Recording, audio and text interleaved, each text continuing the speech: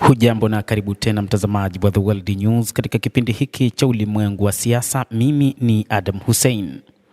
Israel imefanya mashambulizi huko katika ukanda wa Gaza ikimlenga kamanda mkuu wa kijeshi wa Hamas Izz al-Din al-Haddad. Waziri Mkuu Benjamin Netanyahu na waziri wa ulinzi Israel Katz wamesema katika taarifa ya pamoja.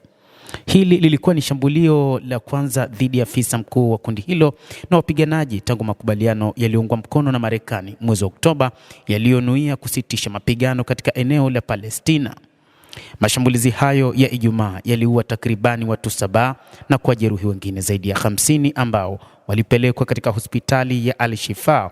Huduma za dharura za Gaza zilisema hakuna upande uliothibitisha iwapo kiongozi huyu wa Hamas aliuawa ama kujeruhiwa katika shambulizi hilo.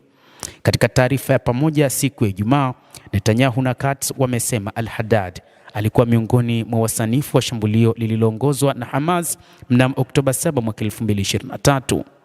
Walimshutumu kwa wahusika katika kuwashikilia mateka waliochukuliwa wakati wa shambulizi hilo.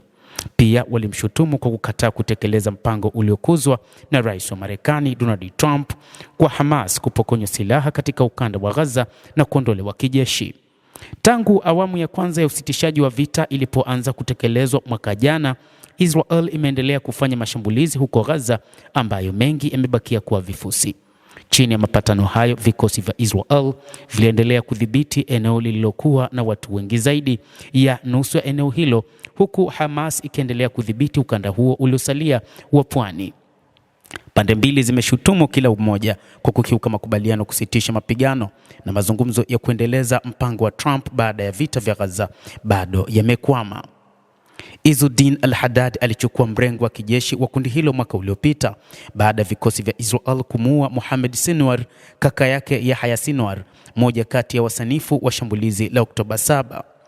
Tangu Israel ilipoanzisha kampeni yake ya kijeshi katika eneo hilo, zaidi ya watu 72,000 wameuawa na zaidi ya watu 172,000 wamejeruhiwa katika kipindi cha miaka mitatu iliyopita, kulingana na mamlaka ya afya huko Palestina.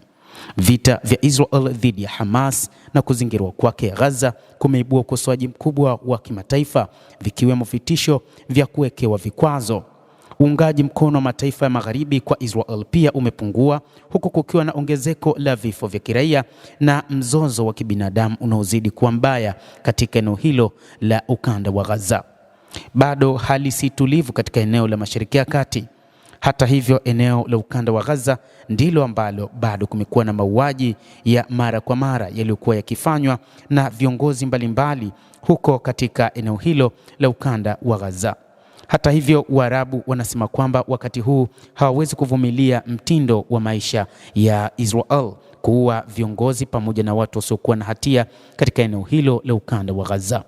Mtazamaji wa The World News, endelea kutufuatilia, lakini nikusihi usisahau kulike, usisahau kucomment, kadhalika usisahau kusubscribe channel yetu hii ili upate habari hizi kwa mapana kupitia The World News. Mimi ni Adam Hussein, endelea kuwa nasi wakati wote, endelea kutufuatilia uyajue mengi yanayojiri duniani.